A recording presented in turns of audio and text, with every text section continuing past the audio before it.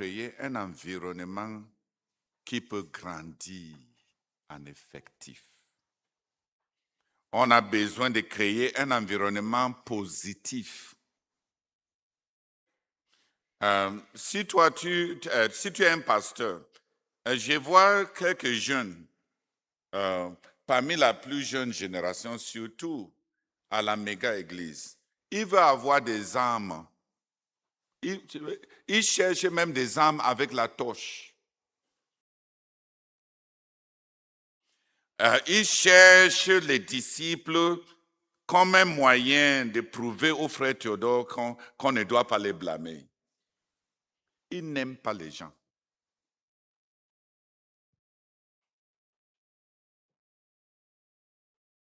Ils ne cherchent pas à faire le bien aux gens.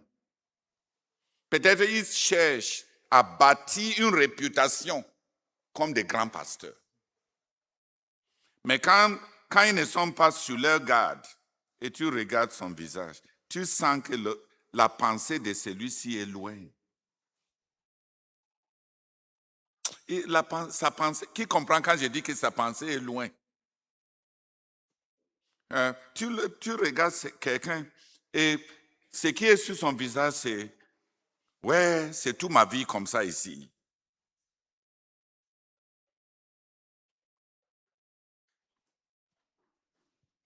Qui va suivre quelqu'un comme ça?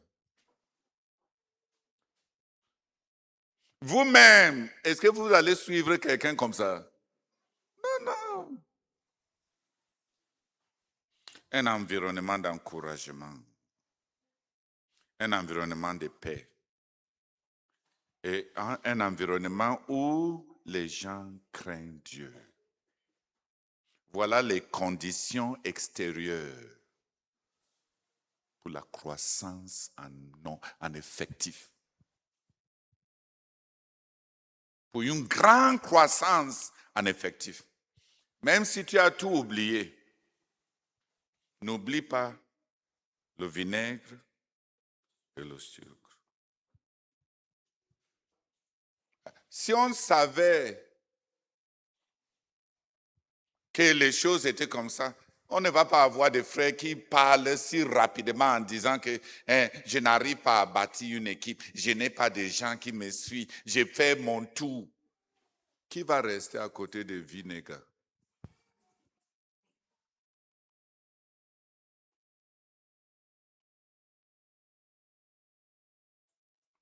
Et dis-moi, qui va fuir le sucre?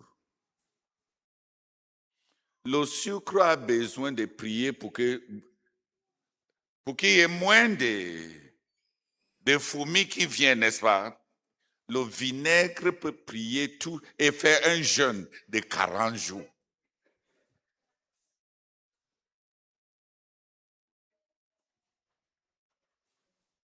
Pour que les fourmis viennent. Le jeûne là va changer sa nature quand même. Il va cesser d'être si acide ou bien si aigre. Que quelques personnes viennent prier. Priez pour qu'on puisse donner à Dieu des églises dans la paix. Des églises avec un environnement d'encouragement. Et les églises qui marchent dans la crainte de Dieu. Voilà le genre des églises qui grandit en effectif. Beaucoup de gens bavardent. On raconte des histoires. On fait des commérages. Comme si Dieu n'existait pas.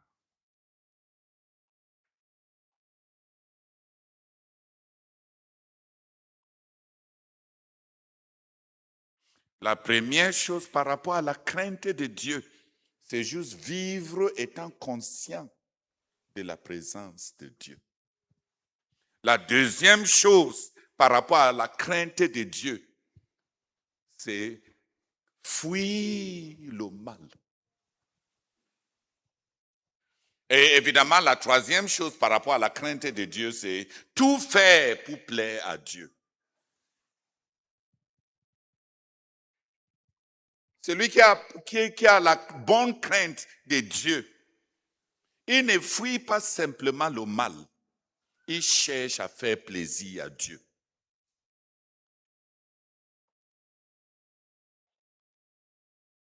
La crainte de Dieu, c'est cet engouement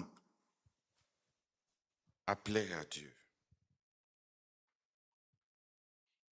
On vit étant conscient de Dieu. Notre interlocution humaine n'est pas simplement avec celui qui est en face de nous. Dieu voit tout. Dieu écoute tout. Dieu sait tout. Dieu connaît tout. Dieu est partout.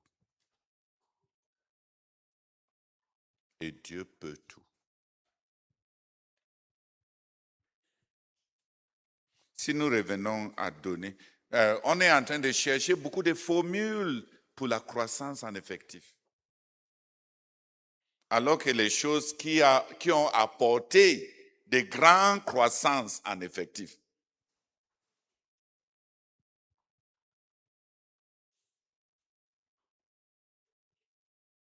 Si ta bouche est aigre,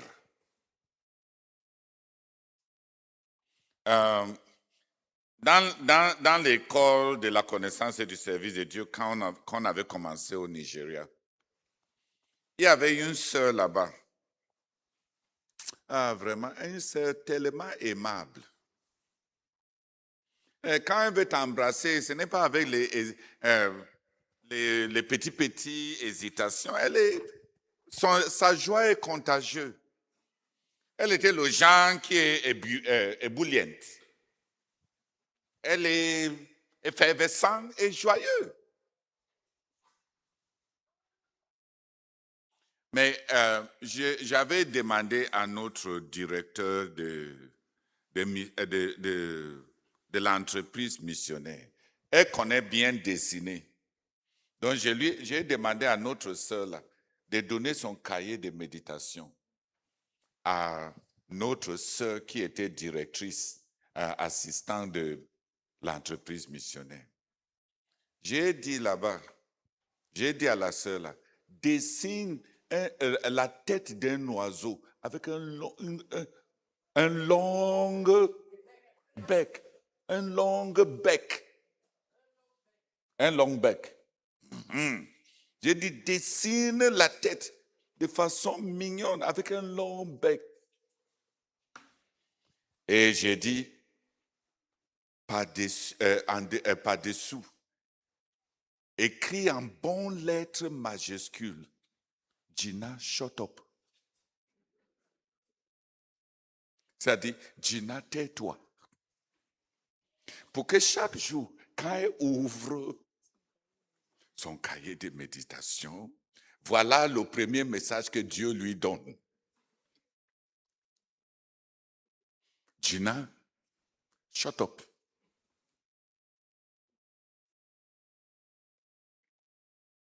Toute sa personnalité chaleureuse est gâtée ça avec sa bouche. Il y a des gens qui attirent les gens avec facilité. Les gens s'attachent à eux. Mais en un seul moment, avec une bouche incirconcis, il peut tout gâter. Il y a des gens qui n'ont pas ressenti le fait que insulter les gens, selon notre Seigneur Jésus-Christ, égale le péché de meurtre.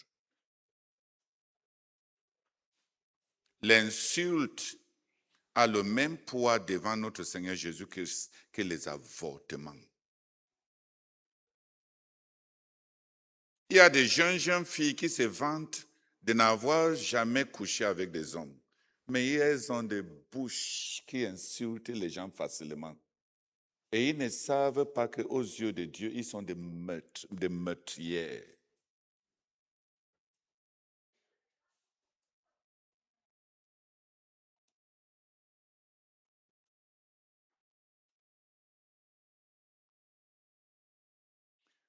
Les gens ont une spiritualité, ils ont caricaturé Dieu à leur image.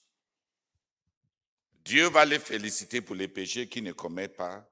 Dieu comprend pourquoi ils commettent les péchés qu'ils commettent. Non. Quand on est conscient de Dieu, on va fermer la bouche. La dernière fois que j'ai pris le bâton, la chicotte pour taper sur notre fille, c'est parce qu'elle avait été insolente envers sa mère. Donc, j'ai tapé, j'étais fâché, j'étais courroucé. À un moment, elle a dit, Daddy, please, I'm sorry, stop beating me. Mais j'étais fâché. J'ai continué à la taper. Subitement, elle a dit, Daddy, I beg you in the name of God. Ma main ne pouvait plus descendre. Si on t'invoque au nom de Dieu et tu continues, après ça, tu vas rencontrer Dieu comment?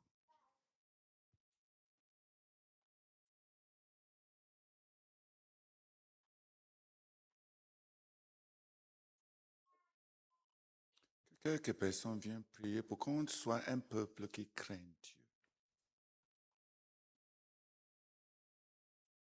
Et qu'on donne à Dieu les centres qui sont paisibles, les centres qui ont un environnement upbeat, comme on sait en anglais, un environnement motivationnel, un environnement positif.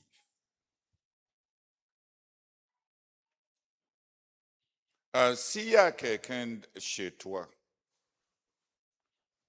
qui crée toujours des problèmes entre les autres, s'il y a quelqu'un dans l'église qui met toujours des problèmes entre les frères, si vous travaillez dans un département et il y a les gens qui ont le don de polariser les gens, la Bible dit, il faut avertir celui qui crée des divisions une première fois, une deuxième fois. Après quoi, il ne faut plus avoir quoi que ce soit avec celui-là. C'est un homme déjà tordu. Regarde, la Bible dit de restaurer même le mauvais type là qui vivait de façon incestueuse. Incestueuse. Incestueux. Oui. Mais quand il s'agit des gens qui créent des divisions entre les frères, comme la Bible dit en Tite, la Bible nous donne un maximum de 2 avertissements pour celui qui a créé des divisions. Après quoi, il ne faut plus avoir quoi que ce soit avec lui. Parce que la Bible dit que la capacité de créer la division est un miroir par rapport à l'état intérieur de la personne. En anglais, on dit warped. Tu vois, quand le bois, tu prends le bois mouillé, et après, quand ça sèche, il y a des bois qui se tordent quand ils sèchent. Et après ça, tu ne peux plus redresser le bois là. La Bible dit que celui qui crée, les gens qui créent la division, ils sont tordus à l'intérieur d'une manière que tu ne peux pas les redresser. Donc il faut les avertir une première fois, après 2 fois, et il ne faut plus essayer de les avertir. Il faut les exclure. Tu as vu ça dans Tite.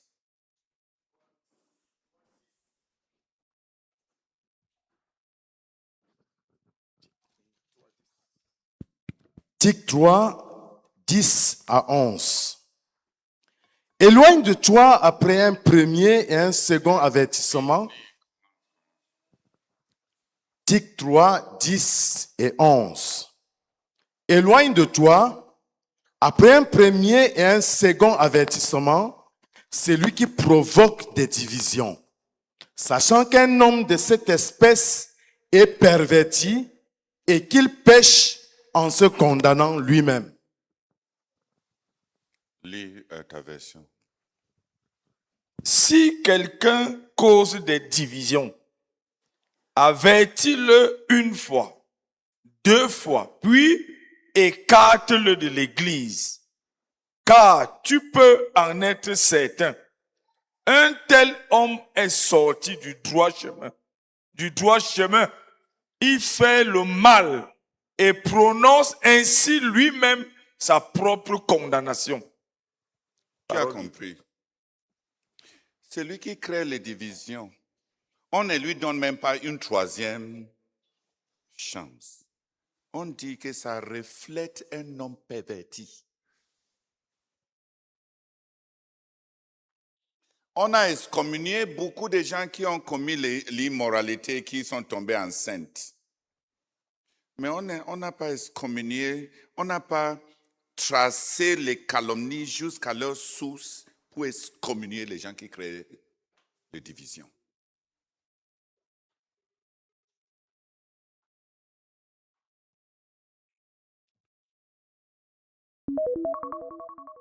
Revenons à Dieu.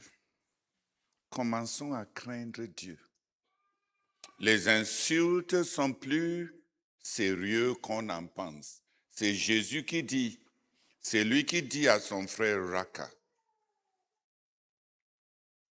risque d'aller en enfer. Vous avez entendu qu'on a dit, il ne faut pas commettre le meurtre. Mais je vous dis que celui qui hait son frère, celui qui hait son frère est un meurtrier.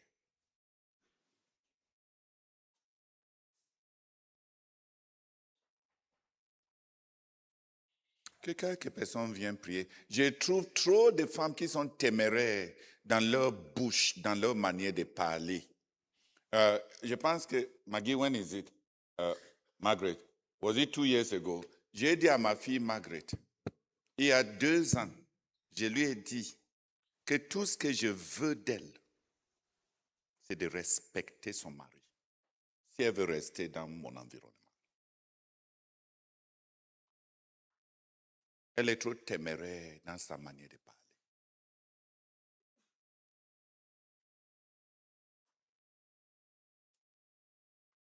Et Dieu déteste les gens de ce genre.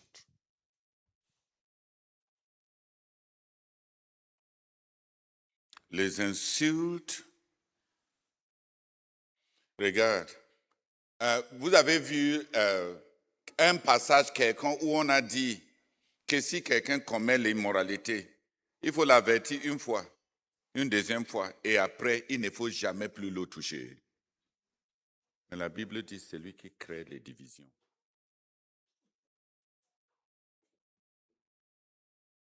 Il n'a pas une troisième chance. Dans vos équipes, et vous n'avez pas ça parce que vous êtes des vinaigres.